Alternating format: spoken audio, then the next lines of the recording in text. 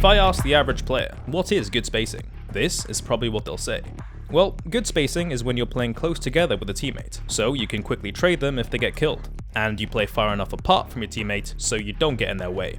And yes, this explanation is technically correct on a basic level. Physical distance between you and your teammate is one of the 3 rules of spacing, but it's way too simplistic on its own. The other 2 rules of spacing are just as important and are very much overlooked. First off, angular distance between you and your teammate. In this scenario, Henry and his teammate are spaced out like this. If one of them moves up and gets killed, the other person can technically swing out and trade them.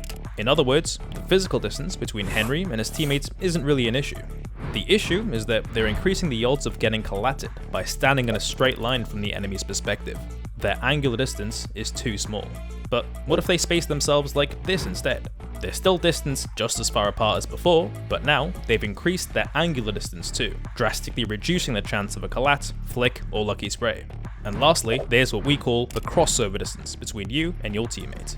To explain what the crossover distance is, let's look at this scenario again. Henry positions himself here, so his physical distance and angular distance from his teammate are optimal. He's not in the way of his teammate, and he's not standing in a straight line either. So, 2 gold stars there.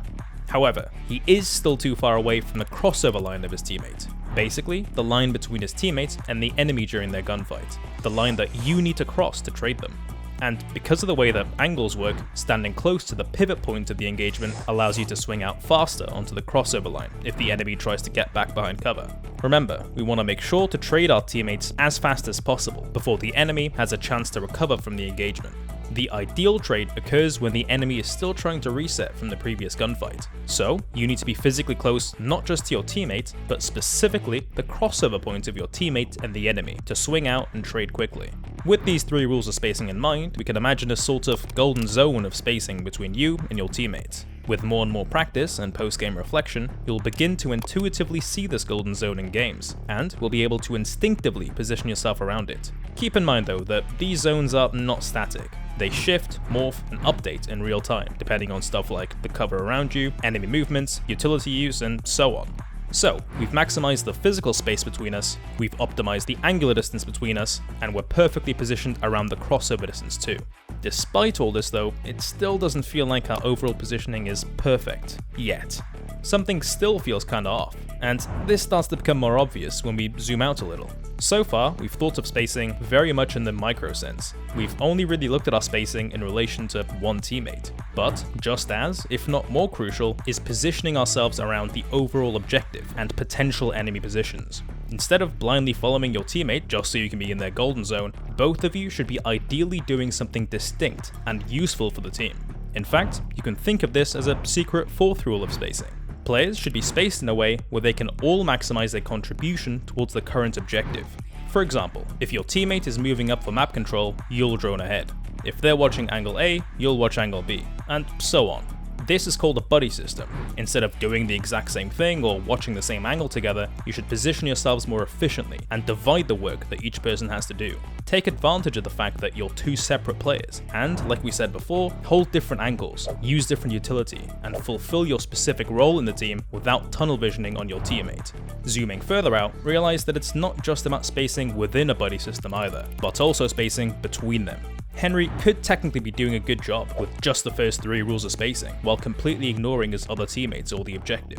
But we all agree that that's not good spacing when it comes to the macro picture. As a rule of thumb, buddy systems should be far enough apart to be doing different things for the overall strat, but be close enough to be able to support each other if needed. Keeping this in mind allows a team to, for example, quickly retake map control if a buddy system gets wiped out, without being forced to re-clear everything all over again.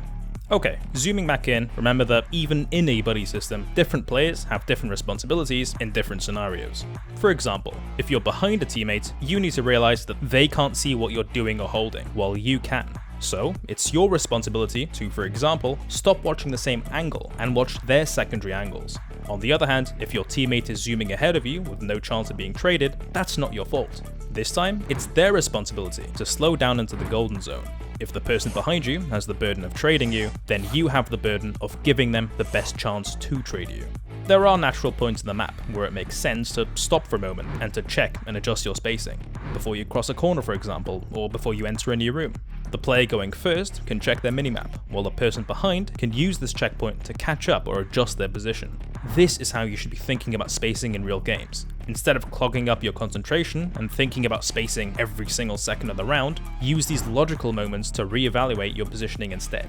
The ever-changing nature of the golden zone is way too much to concentrate on at all times, and will cause you to choke if you try to. Rather, make sure to pay attention to your spacing outside of games. Instead of saying unlucky every time you make a mistake, actively think about your positioning after the fact. Record your games, and reflect on your spacing, with solid conclusions like, next time I should keep my crossover distance in mind, and play a bit closer to my teammate. Over time, this self-analysis will embed good spacing habits into your gameplay. And speaking of analysis, we've just launched our one-on-one sports psychology coaching program on our website. And for 5 lucky viewers, this coaching will be completely free. All you need to do to enter is fill out a questionnaire, so we can address your esports goals. It'll also help us tailor our future videos on what you guys want to see on this channel. And if you found this video helpful, check out our guide on holding angles next. See you next time.